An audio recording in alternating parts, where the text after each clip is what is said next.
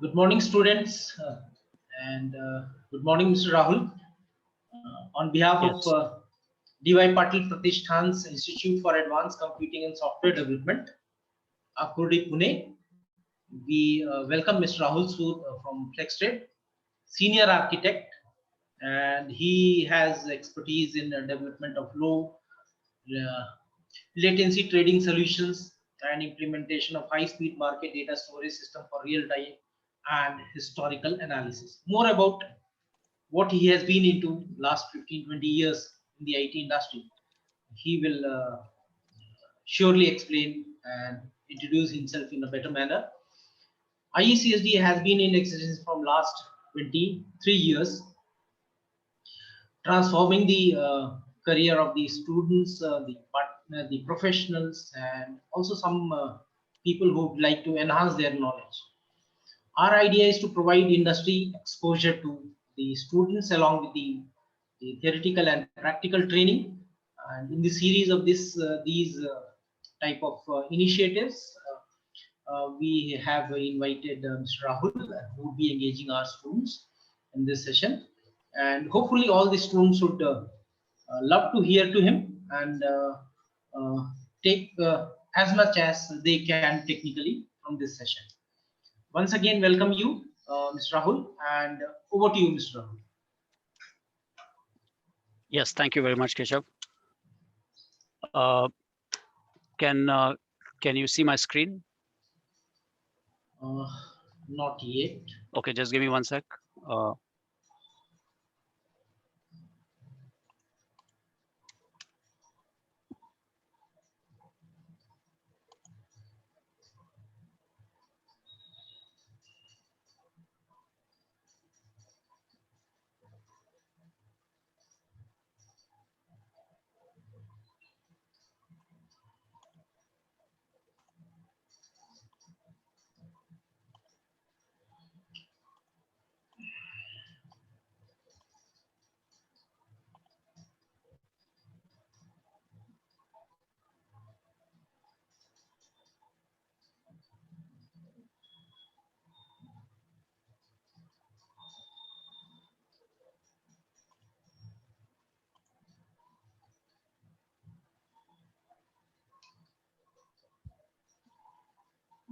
Rohit, just check if any support is required.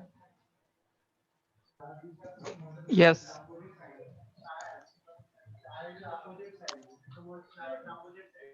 I'm not able to export my screen, so I have a document. Okay, one sec. Can you see my Yeah, screen? it's Yes. visible. Yes. Yes. Yes. All right. So we'll get started with a quick overview of uh, of both my firm, FlexTrade Systems, Yes, and please. the role of the C++ language in general in trading and finance. Uh, so FlexTrade Systems uh, is is a financial technology firm.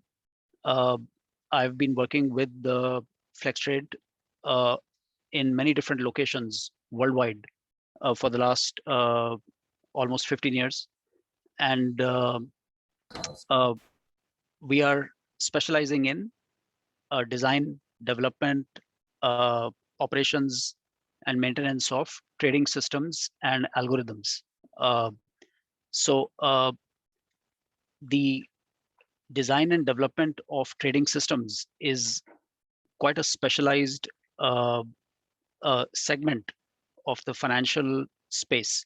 Uh, Later, we'll discuss what are the challenges, the specific and the interesting problems that have to be tackled uh, in implementing a successful trading system. Uh, my firm, FlexTrade, is headquartered in New York, and we have major uh, global presence. We have locations and development centers in London, in Singapore, and Pune. So we cater to worldwide markets, and the regional development centers. For example, London caters to Europe, Singapore to East Asia, the Singapore, Hong Kong, Australia, New Zealand region, and Pune obviously caters to the Indian markets. Now, the trading system, the word trading system is a very general a term. A trading system actually comprises many distinct modules, many different modules performing specific tasks. Broadly, it can be divided into the backend, which is mostly the engines, the message processing engines, and the front end, which is the GUI, the actual user interface, which is used by end users, traders, for doing their live trading. So there are many other tools, utilities, which are playing a critical role in this product suite. So broadly, the word trading system actually refers to a family of products which must all work in harmony to allow the end users to do their trading and also to interface with various legal and regulatory agencies.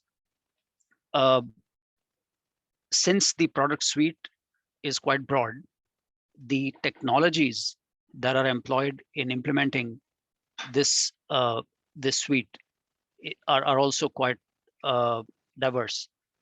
Again, the C++ language plays a central role here, and the core modules in the products, the engines, the backend engines, the messaging is implemented in C++. Java is also quite prevalent. Quite a few trading systems are implemented in Java. Over the years, Java has evolved significantly. However, I think the differences between C++ and Java over time have been steadily reducing, and both languages are now considered very, very rich, very powerful, and have all the native features to tackle the challenges and the problems in designing and implementing trading systems. Additionally, we also use C# and .NET. Obviously, the front end, the GUI, relies heavily on C# and .NET, and for scripting, for various tool development, we use Python. Finally, in recent times, as you know, web development has become more and more prevalent, and the application design and delivery model is changing rapidly, right? From the conventional desktop apps, we are slowly and steadily moving to web apps. So we also use the most common, the most modern web technologies, full stack, Scala, Node, React, jQuery, and so on. So this is a broad overview of the various technologies, the frameworks, and the languages that are used for designing and building trading systems. Now, since the objective of this session is to discuss C++, I would highlight the specific role of C++, not just for trading system development, but generally for software development worldwide. We should note that C++ is the most prevalent language for implementing, for building large-scale uh, uh, applications, large-scale software. Um the language is called C++, obviously because it's meant to be a advancement over C. Historically, the C language was mostly a research tool. It was used by researchers and uh, scientists at universities and labs in the US. And then as it came out of the research environment and from the academic environment, it evolved rapidly to the extent that now almost all the most heavily used, the most commonly used software systems uh, all over the world are implemented in various flavors of C and C++. So I would, when we talk about C++, remember we always talk about C and C++, right? C++ is C++. It is effectively, an extension, an advancement over C, and that is a ongoing process. The C language was born by most estimates in the 1970s. And so it's been at this point roughly almost 40 plus years of evolution of C and C++. Now, if you look at all the most commonly used software systems in the world, right down from the lowest level, from the level of uh, the operating system, Windows, Linux, Solaris, uh, Mac OS, uh, to uh, next level, let's say storage, the implementation of uh, large-scale commercial databases, Oracle, Sybase, MySQL, uh, web servers, most commonly the Apache HTTPD web server, web browsers, the most common web browsers, Firefox, Chrome, which are used by probably not even millions, hundreds of millions of people worldwide.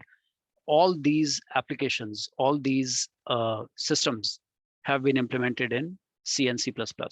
So this should give us an understanding of the importance, the critical role played by C++ in software development worldwide, right down from the lowest system level, device drivers, the pieces of code that are operating at the lowest level in the machine, to the to the higher levels, the operating system, storage, databases, uh, web servers, uh, the apps, the modules that bring all of these features to life are implemented in C and C++. Now, of course, C++ itself, as I said, is an extension of C. That is why it's called C++. So what does it bring to the table? Obviously, the fundamental advancement that it brings over and above C is object-oriented programming, right? Object-oriented programming is the main purpose of C++. The C language itself is also considered quite powerful, and probably up until at least the mid 1980s, for the first 20 years of the existence of C, it was the lingua franca of software development worldwide. Many very uh, large, very heavily used, very comprehensive systems had been implemented purely in C. So why was there even a need for C++? The need comes out because the object-oriented programming concepts are not well supported in C. The most common tenets of object-oriented programming, like encapsulation, modularity, polymorphism, are not easily expressed in C. Um, so we should keep in mind that there are many ways to use C++ to program in C++, and of course you can use it almost entirely as a substitute for C. Whatever can be done in C can also be done in C++. But if we are not utilizing the object-oriented programming features, the OOP techniques in C++, then we are not really using C++. We are not harnessing its full potential. So the whole purpose, the main objective for the existence of C++ is object-oriented programming.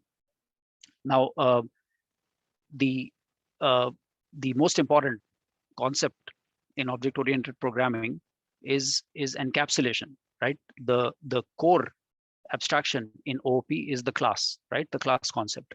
So the this is clearly also the single most important aspect of C++, right? The class concept. And in any C++ code, in any C++ application, the central abstractions are always classes, right? Classes and their instances, namely objects. The next important concept in OOP are the relationships, right? Once we've defined the classes, we must also define how they're related to each other. And that is again where C++ provides a very natural and very easy expression of the common relationships between objects and classes. The most common relationships are inheritance, the usual is a kind of relationship, a square is a shape, the association relationship where object A is associated with object B, and containment, right, where object A contains object B, or it may contain multiple instances of object B. So these are the most common relationships in object-oriented programming, and they can be expressed very easily in C++. Now, we should understand that the same concepts, the same features of object-oriented programming are just as well available and implemented in other high-level languages, the most common again being Java. So we should not think that there is any fundamental limitation in other object-oriented languages where somehow it's it's tougher to use other languages, or they might be lacking in certain fundamental support for OOP. That is not true. OOP is available. The central concepts of OOP are also available in other high-level programming languages like Java. And as I mentioned earlier, trading systems, in fact, quite a few trading systems these days are implemented in Java as well.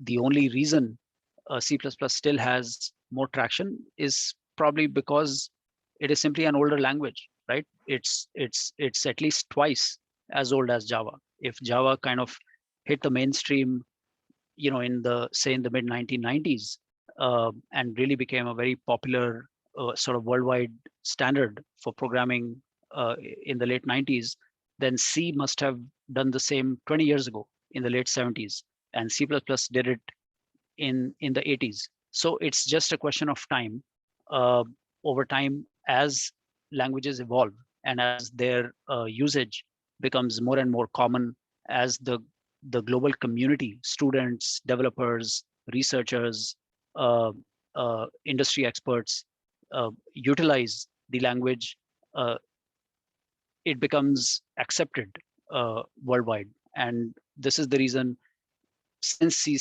have been around for, at this point, for 40 plus years, they are still kind of the worldwide standard. But 10 years from now, 20 years from now, the situation may change. So if we look at the other support in C++ for object-oriented programming, we have polymorphism, right? One of the most powerful features of OOP, where the behavior of an object is as per its so-called dynamic type. That means runtime type. The object access in the code that we write is through the so-called static type, the compile time type, but at runtime, the behavior would be as per the actual dynamic type. Operator overloading is also a very important feature of C++, and this is, I would say, one very important feature that distinguishes it from other languages.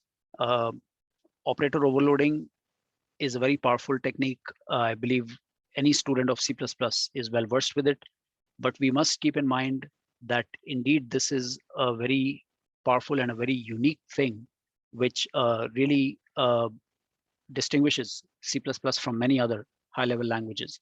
The benefit, the biggest advantage of operator overloading is that classes, user-defined types, can behave exactly like the native types, just as we are used to the built-in types in any language: int, short, float, double.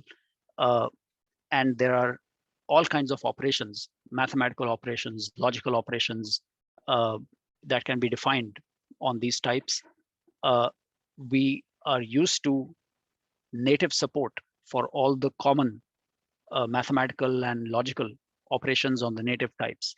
In C++, through the technique of operator overloading, exactly the same support can be provided for user-defined types as well, right? So the classes that we implement can overload various native operators, arithmetic operators, logical operators, relational operators, and they would end up behaving almost exactly like the built-in types, just as you may have comparison operation or addition or subtraction or multiplication or modulo operations for integers and floating point numbers.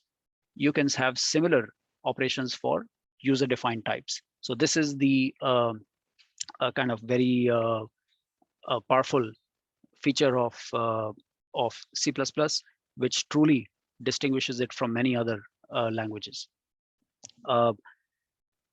Finally, memory management is also a very important aspect of C++, where the language provides a very flexible mechanism to developers for customizing the memory allocation policy as per the specific needs of their application.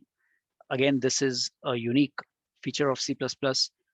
There are many other languages like Java which do automatic garbage collection.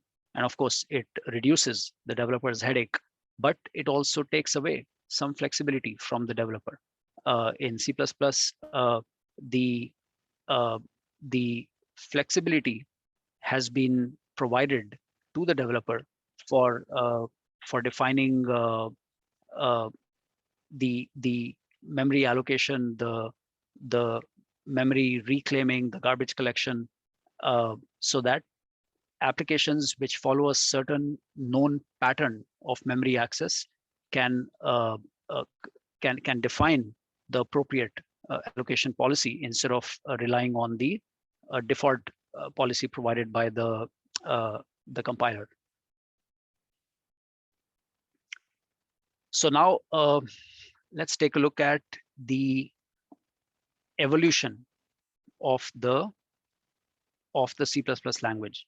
Um, Again, as I mentioned earlier, C++ is now almost 40 years old. I mean, whenever we talk about C++, we mean C and C++, right? So this family of languages is more than 40 years old, and it is still evolving. Um, the the first attempt to standardize C++ globally was done in the mid 90s, and that resulted in the official creation of the C++ 99 draft. It's called C++ 99 because it was formulated in the year 1999. And this was the first sort of attempt by a global standards body to define uh, the, the official features of C++. Before this time, there were many different flavors, many different implementations of C++. Different compilers, different operating systems would support uh, different flavors of the language. They did not all conform to the same standard. So C++ 99 was the kind of the first global standard, which identified the core language features to be supported by all compilers and frameworks. The C++ 99 standard was quite limited in the sense that it really only specified some core language constructs, such as OOP constructs, and more importantly, the STL, the standard template library. The STL we'll look at later is a very uh, powerful, a very ubiquitous set of tools which comes hand in hand with C++.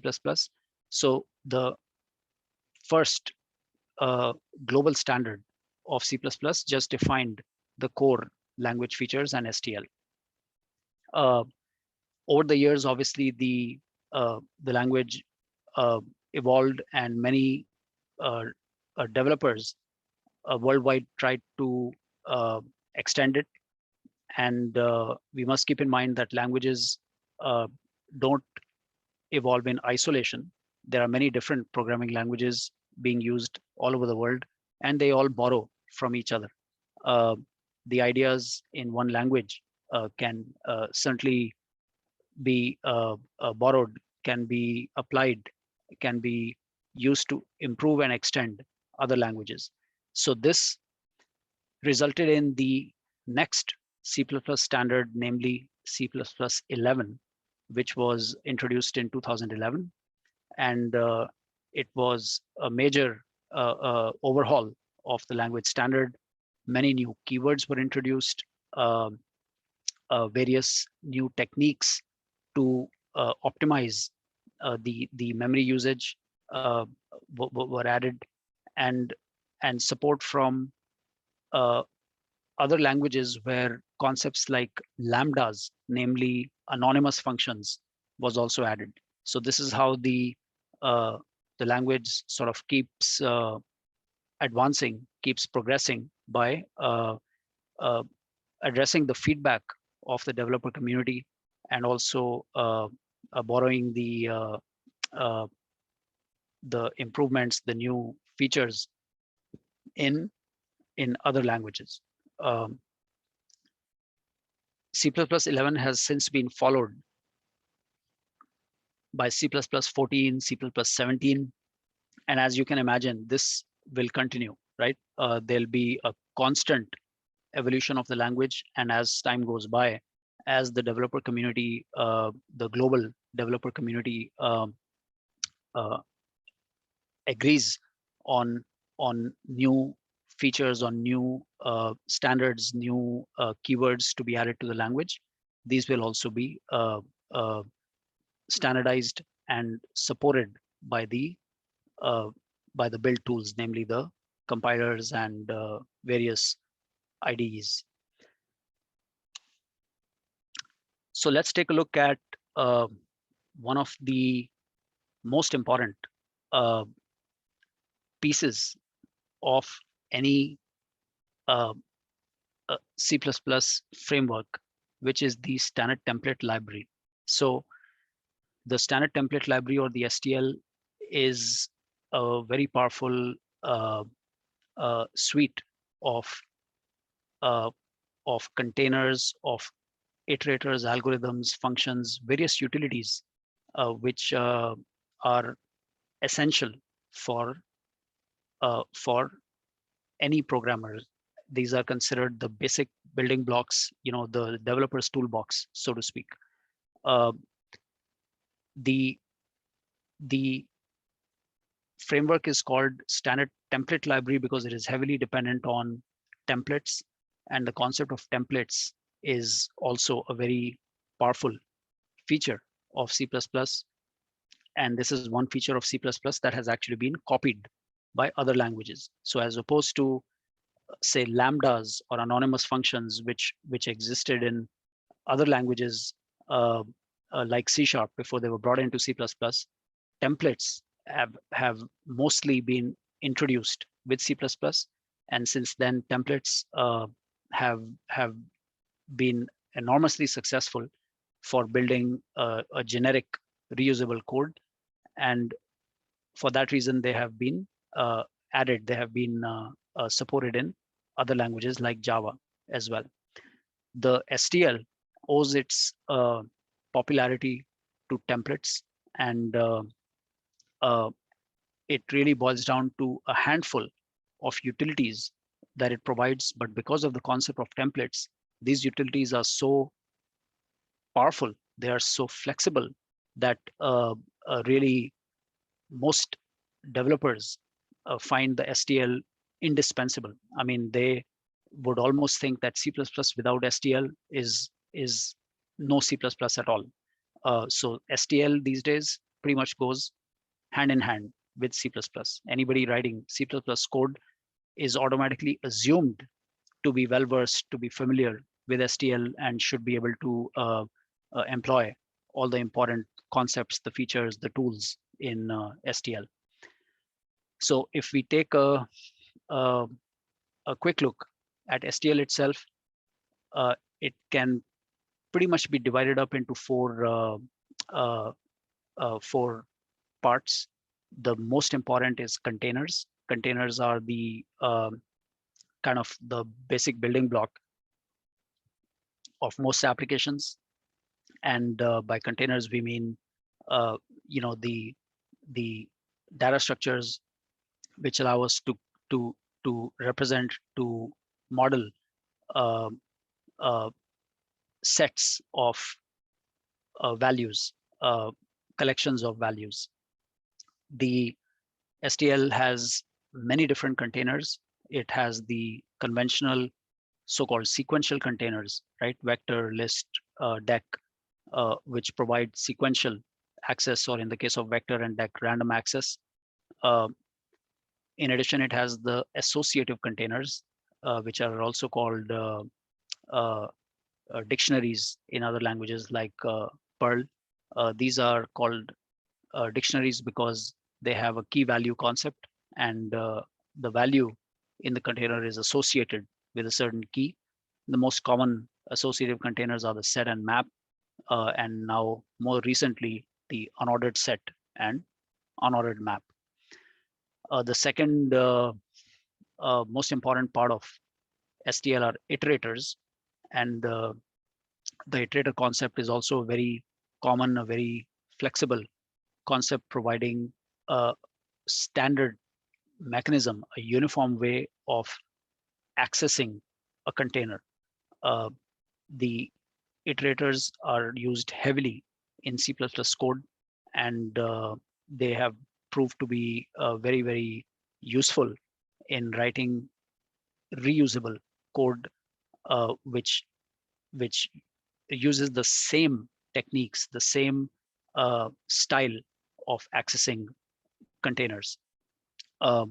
Iterators are broadly categorized into a few types. There's input iterators, as the name suggests. These are considered read-only.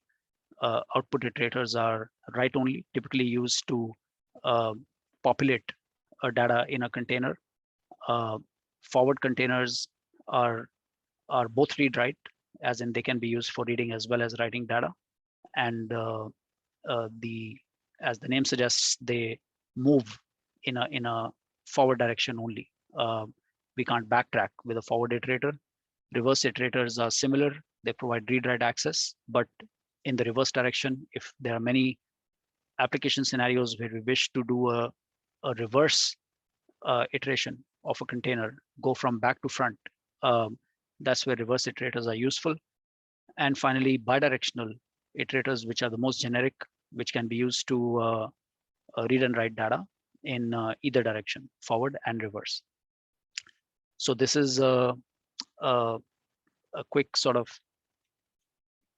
overview of the iterators. Now we get to the third most important part of STL, namely algorithms. So the STL provides many built-in algos which can be used by developers. These are well tested. They are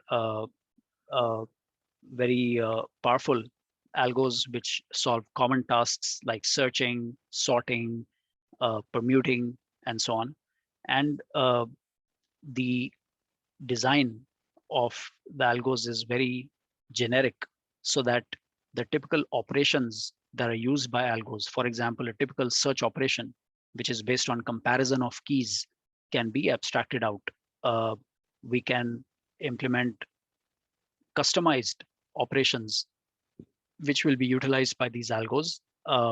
And the developer has to do very little. The actual code that the developer has to write, maybe just a few lines, in most cases, no more than 3 or 4 lines, and they can start using the built-in algos in the STL.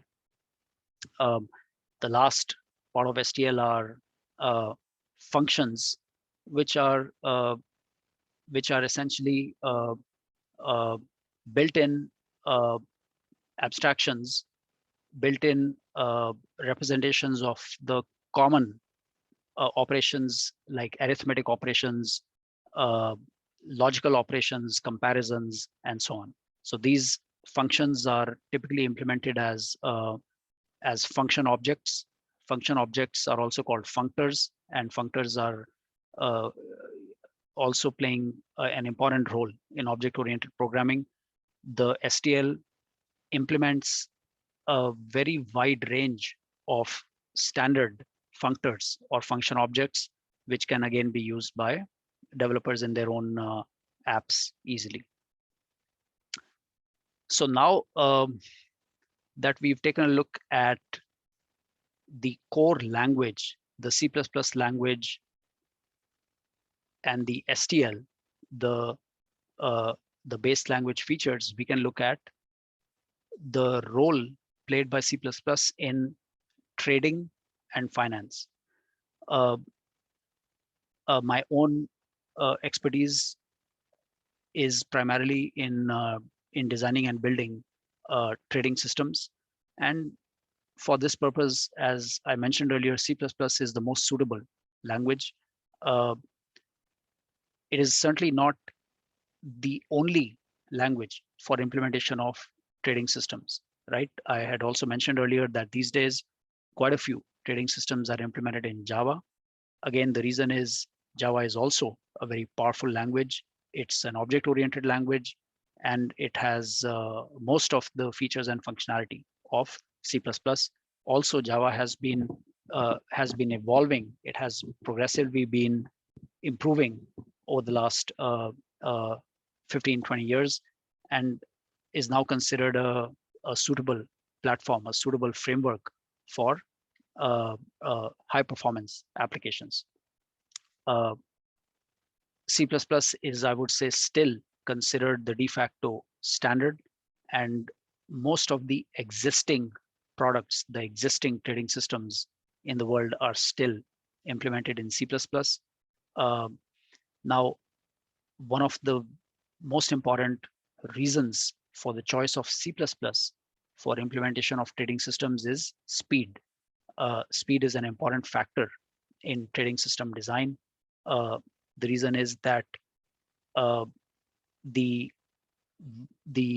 nature of trading has changed significantly over the last say 20 years.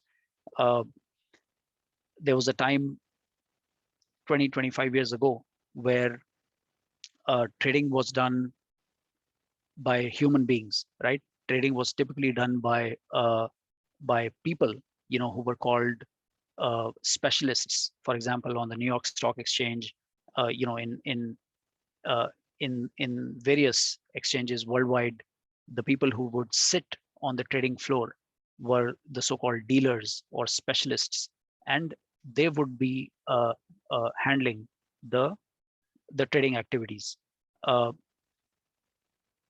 Recently, the evolution has been such that the trading is mostly done by the computer. So trading is done by algorithms, and of course, human beings are involved, but they are mostly monitoring the behavior of the algos.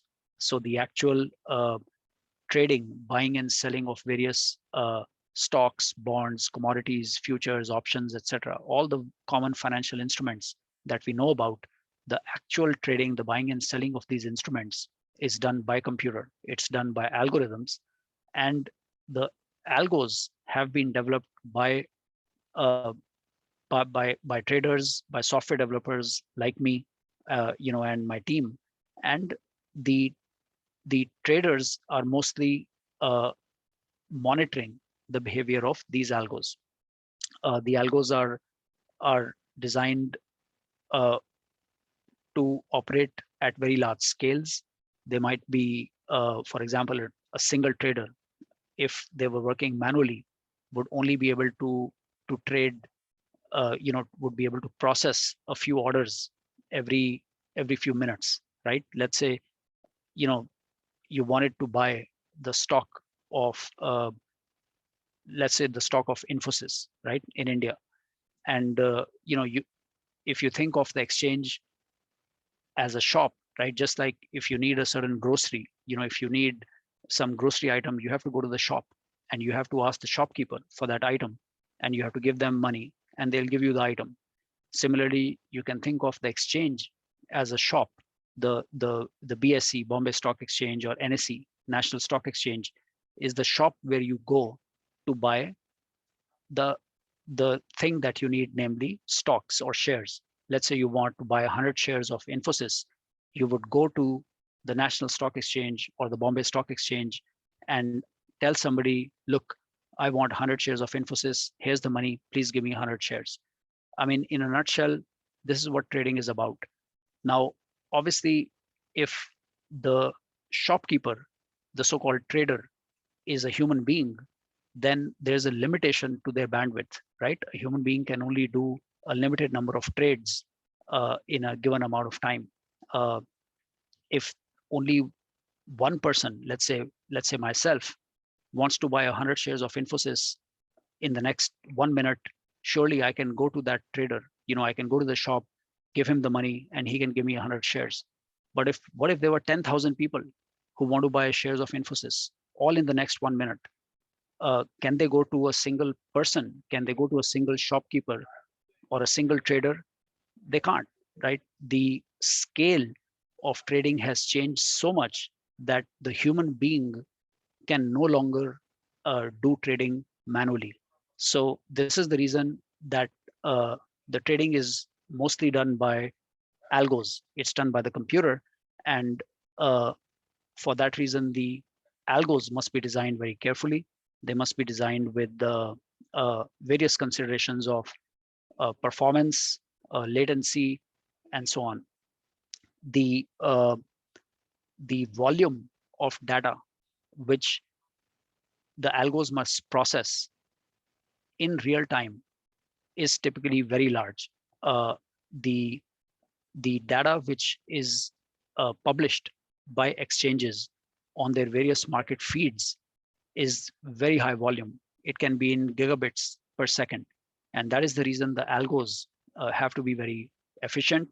all the concepts that we discussed earlier, the features of C++, memory management, object-oriented programming, STL, the right choice of containers, iterators play a role in an efficient design of an algo so that it can cope with the huge volume of data that comes from the market feed, and it can do its job efficiently.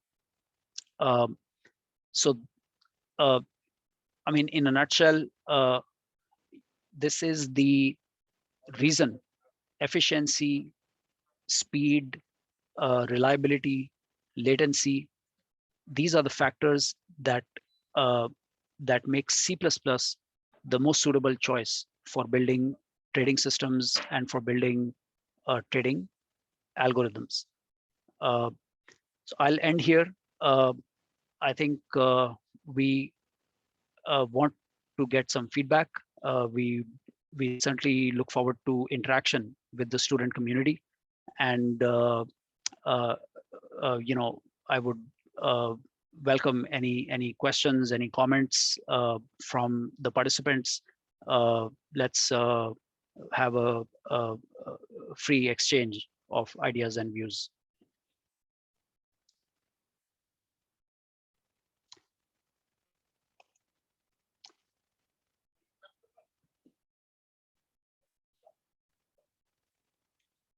Do we have any questions? Keshav, any students wish to ask any questions about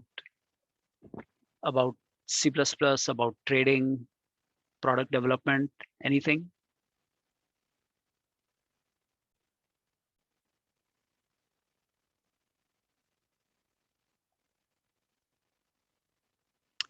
Sorry, was there a question? I'm not able to hear. Okay, there's a question from Mr. Deepak. Which software you have developed? So as I mentioned, my team, my firm, FlexTrade Systems, develops algorithmic trading software. We develop algo trading products, which are used for trading on Indian and global, worldwide exchanges.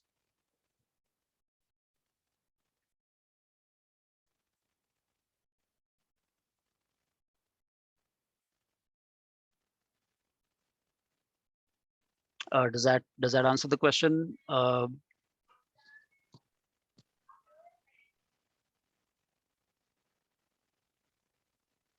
Yes. So the question is, any specific app or something? Can you please clarify a little bit? As in, you want to know if what specific app we have developed?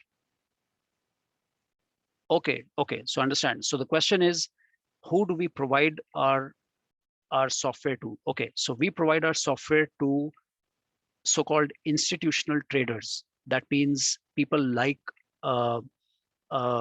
ICICI Direct, Edelweiss, you know, the major institutional brokers, the institutional traders in India and worldwide.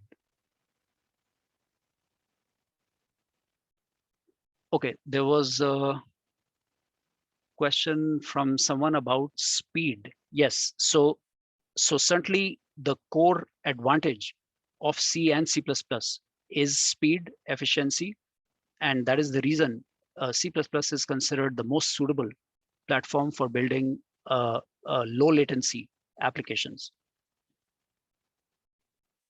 Again, I would highlight that in recent times, say over the last 5 to 10 years, there have been tremendous improvements in other languages, chiefly Java. You know, concepts like JIT, you know, just-in-time compiling, and so on, have made Java also a popular platform for building trading systems. But considering that C++, C++ have been around much longer, there are still many more people, more developers worldwide who are comfortable with C++ for trading systems development. This could easily change in the next 10 or 15 years. It's quite possible that Java or even some other language may be used more frequently than C++ for trading systems and algos.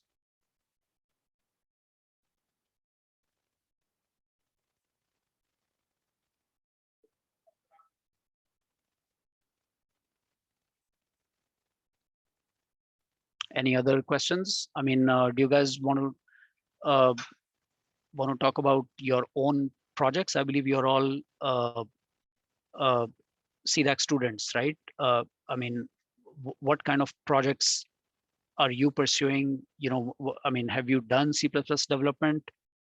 You know, is this a line of work that you're interested in pursuing?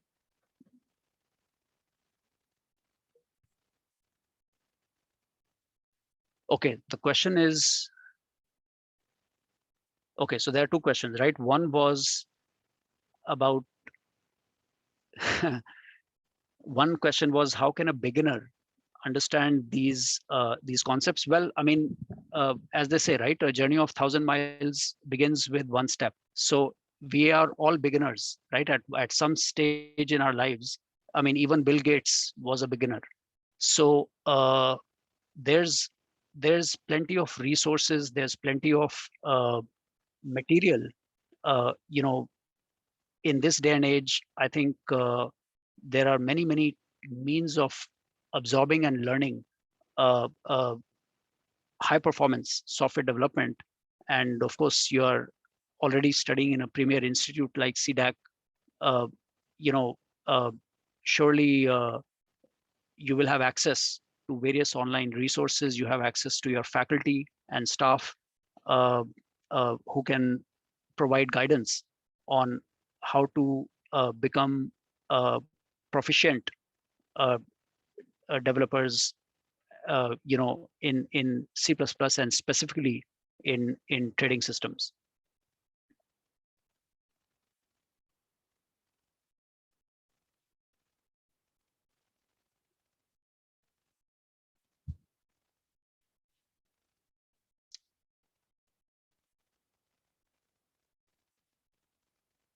Any other questions? I think there was a question, there was a funny question. I don't recall who, but someone asked, do you have a trading strategy that can make consistent profits?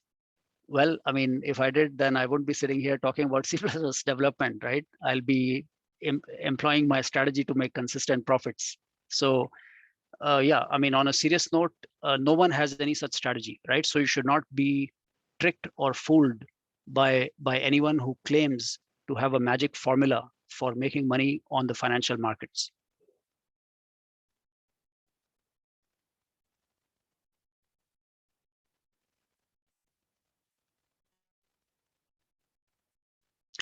Okay, so we have a question from Deepak. How does the real-time data, how does the fluctuations of real-time data managed by the algo? Well, yeah, that's a good question. I mean, in fact, that is the fundamental problem that has to be tackled by the algos, because there are indeed significant fluctuations. There are sharp spikes, both upward and downward movements in the market prices. And the algo is designed in ways to handle this. Again, there are many techniques. There are mathematical techniques to do so-called smoothing, to iron out these wrinkles and these spikes so that we can still make sense of the data and not get overwhelmed by it. This is the kind of fundamental design feature of trading algos.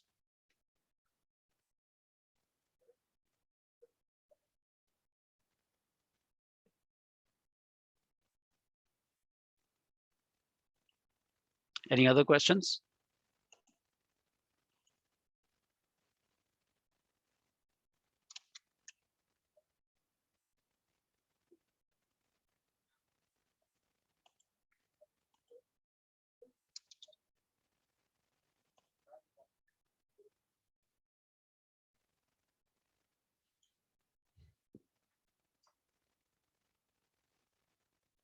Please speak up. Yeah, I mean, as I said, this is an interactive session. I mean, any questions you have, any feedback, anything you wish to know about either C++ or or algo development?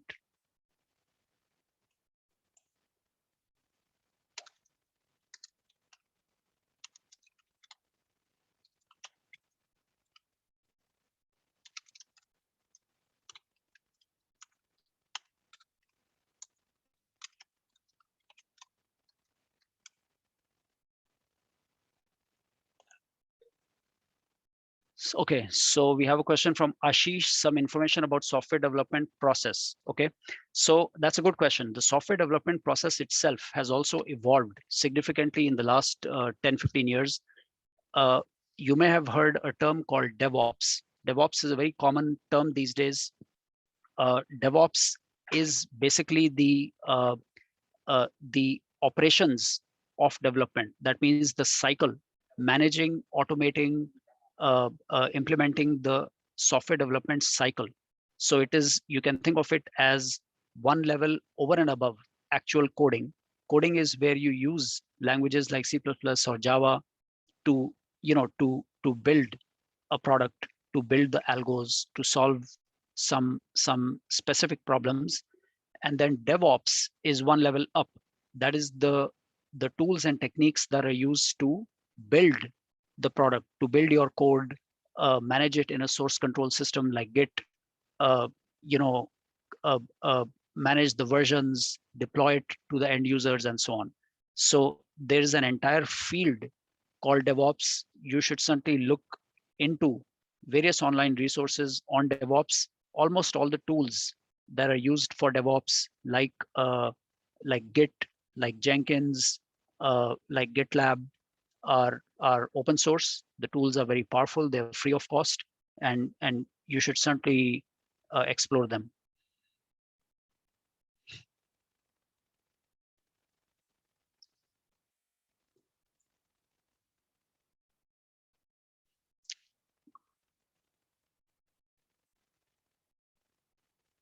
Any other questions?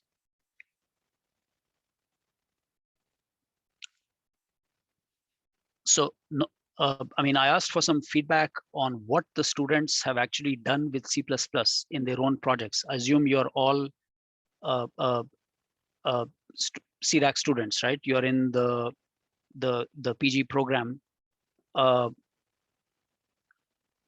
Okay, so again, there's a there's a question: is algo trading profitable in India? Well, I mean, of course, if it was not profitable, people would not do it, right? I don't think anybody would do something which consistently loses their money. And if they did it, then soon they'll be bankrupt.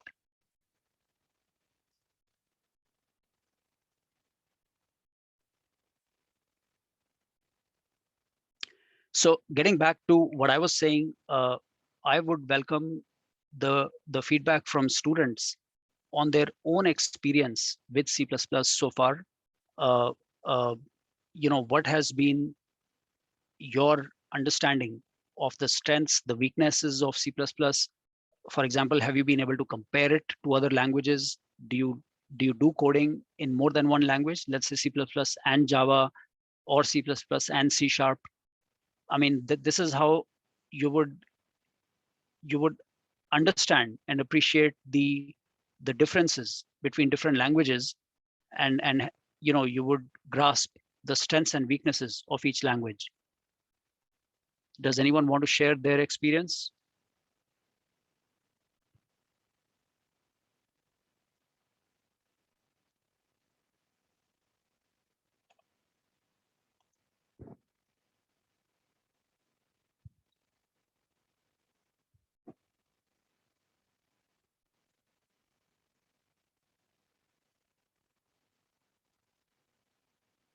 No feedback? I mean, I assume you're all developers, right? You've done some kind of software development so far, whether in college days or at CDAC, or maybe in your own personal time as a hobby.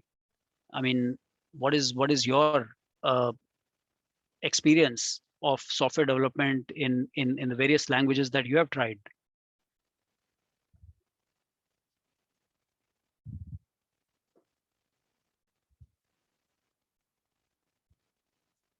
Okay, so Ashish says still we are beginners. Well, as I said, Bill Gates was also a beginner, right? 40 years ago, Bill Gates was a beginner.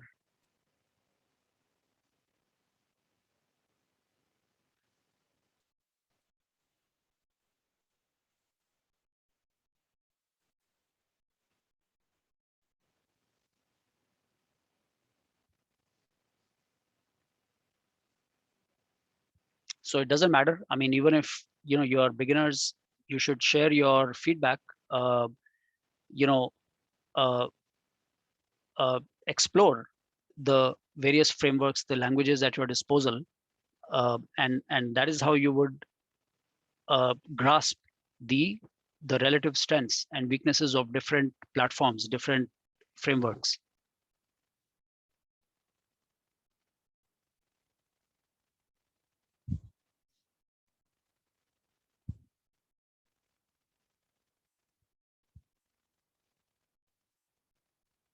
Okay, let me ask a question. Are the students, for example, these days machine learning is very prevalent, right?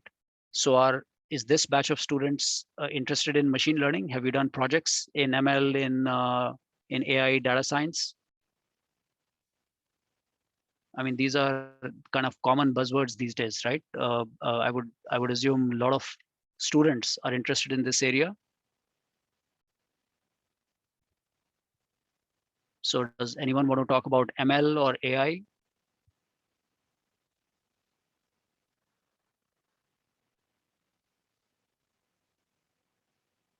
Okay.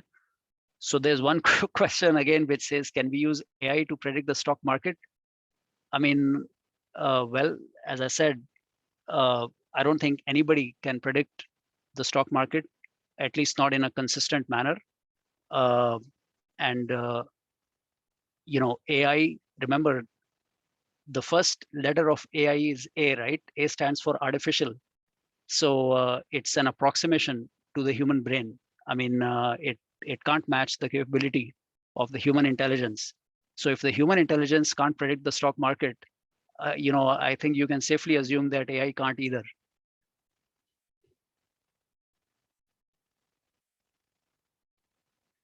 But in any case, yeah, I mean, remember, that should not be our objective, right? As I said earlier, right? Let's not get into discussions of can algo trading make money, or can AI predict the markets? How do you make consistent profits? I mean, that is not the purpose of this discussion.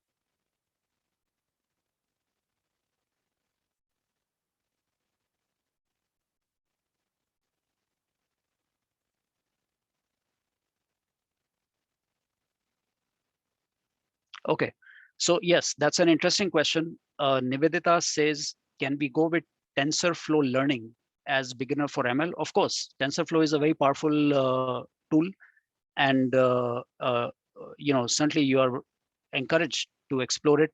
Um, and again, you know, at remember, the underlying basis of machine learning is mathematics, right? Applied mathematics, statistics, probability, modeling, and those concepts are language independent.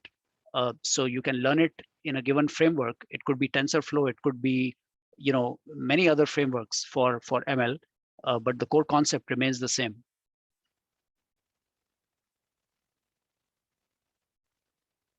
And that should lead us to a similar observation about C++. As I'd mentioned, you know it just so happens, because of its historical role, because of the fact that it is one of the oldest high-level programming languages, C and C++ is the kind of the de facto language of choice for software development worldwide, and especially for development of trading systems. But languages evolve, and Java is catching up.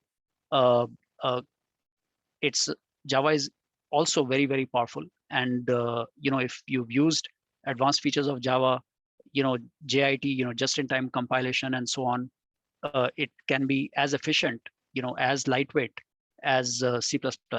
So it's quite possible that, given the pace of evolution of different languages in 5 or 10 years, there might be, other languages like Java, which will be considered the preferred framework for developing trading systems.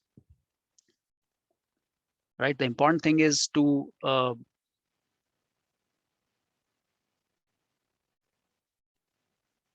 the important thing is to just understand the core concepts, let's say, of high performance uh, computing, low latency, uh, uh, uh, memory management, and so on. And then you can apply those techniques, those tools in many different languages.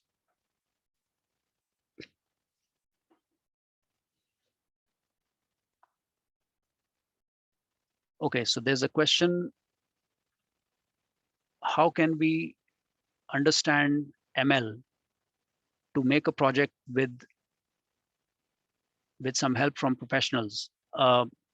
I mean, again, see, there are, in this day and age, there are unlimited resources online. As you know, the entire coursework of the greatest universities in the world has been published online. You can go to uh, websites like edX, right? edX.org, uh, uh, you know, Coursera, right? Coursera.org, which have uh, the best resources, the study materials, uh, from established authorities, the experts in computer science departments at the topmost universities in the world. So certainly you can browse these resources and kind of uh, implement some good projects. Of course, the important thing is to have a mentor, right? You do need a mentor, and uh, you know I'm sure you can find some good mentors at CDAC itself.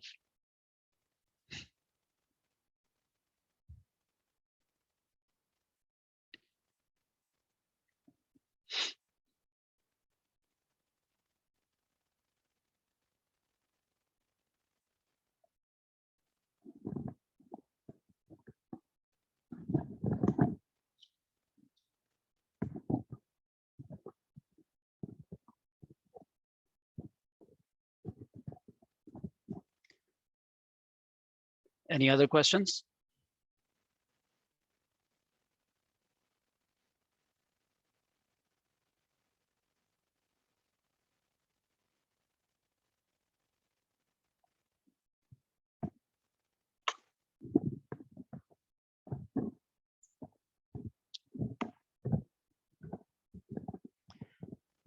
Let me ask a question.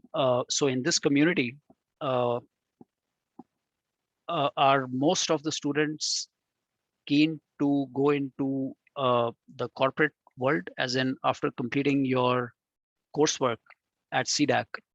Do you wish to start your career in the corporate world in software development as a profession, or do you wish to go into research? Let's say going in for higher degrees, master's, PhD. Okay, so Shantanu says that he wishes to pursue higher education. All right, that's good. Uh, so I would highlight that both paths, research uh, and academia, as well as professional computing, uh, are are very attractive paths. And the important thing is to be innovative, right? The important thing is to keep learning, to keep enhancing your knowledge, and that can be done both in a academic environment. Let's say you're pursuing your master's or PhD, or it can be done in a corporate environment as well, where you're working in a professional, uh, uh, let's say a product development or a software or services firm.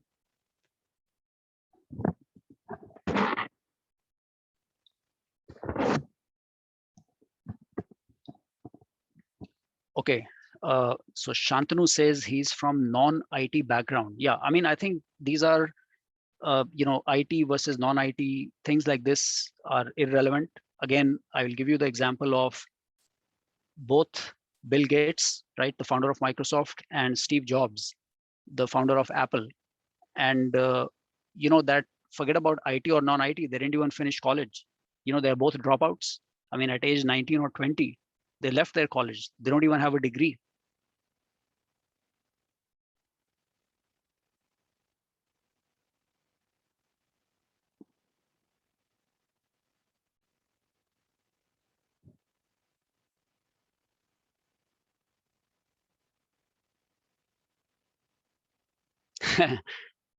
Someone says they were dropouts of top institutes. I don't think so. So certainly Bill Gates was a dropout at Harvard, but Steve Jobs was a dropout at a small college on the East Coast in America called Reed College.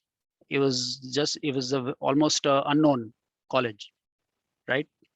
So again, I think the important thing is to understand that things like IT, non-IT, what degree you have, whether you have, bachelor's degree, master's degree, in which department, all of this becomes irrelevant.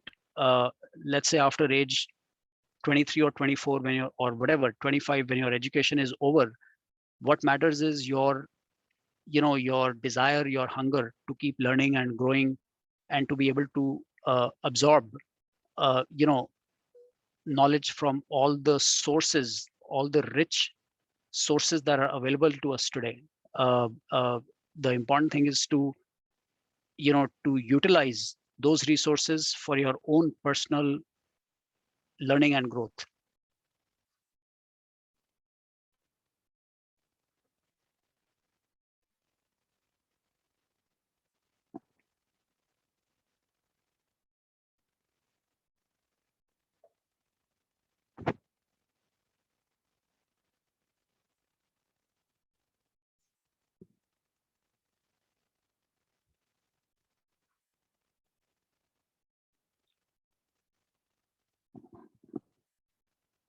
Okay, where there's a question from Ashish: what must be practiced to be a good developer? Any book recommendations? Uh, I mean, sure, yeah, there are lots of well-known texts, in C++, in algos. I'm sure you must have heard of quite a few already, but I can share some of those with Mr. Keshav, with your faculty at CDAC, and then you can follow up with them.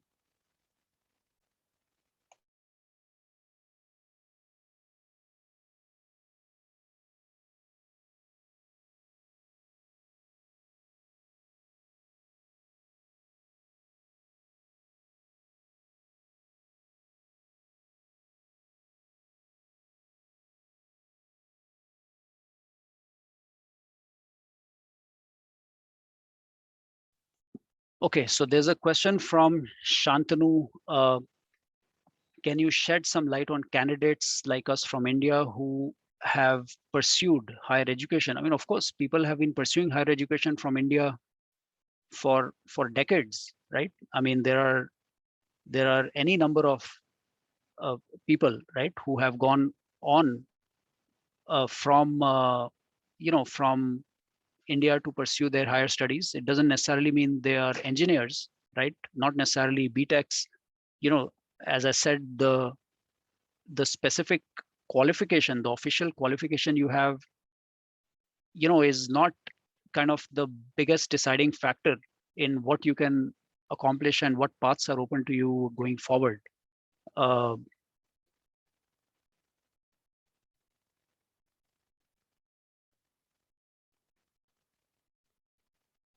right? I mean, I can give you one example. I think a lot of people who recently have been successful in let's say data science, in machine learning, in AI, are not from an IT background at all.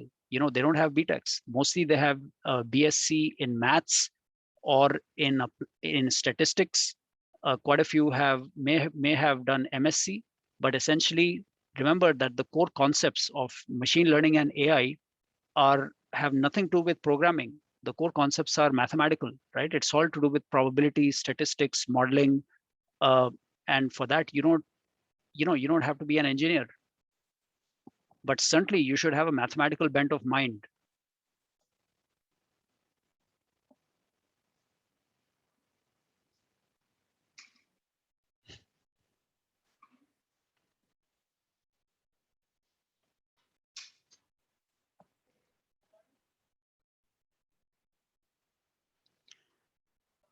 Okay, so I think we've had a very interesting interaction. Are there any closing comments? Anything else students wish to share?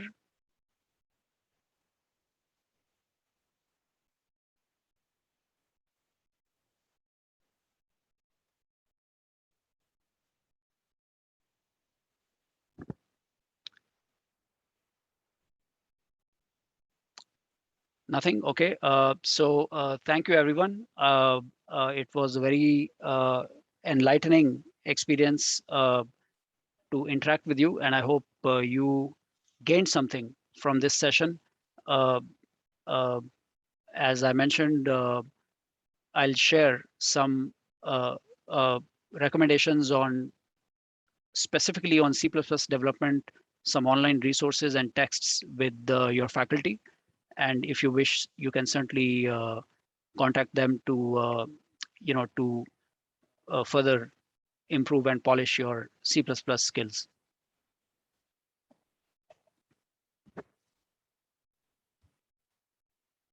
Yes, thank you, everyone. Mr. Keshav, any closing comments from the faculty? Yes, thank you, sir. Thank you for this session. Yes, thank you all. It's a really wonderful session. Certainly, I enjoyed interacting with the community, and once again, all the best to all the students. And again, I hope they were able to, you know, to extract some positives, some learning, uh, and of course, uh, we'll be quite happy to share some resources, some texts and other online tools for C++ with you. Uh, you know, hopefully these can be utilized by the student community.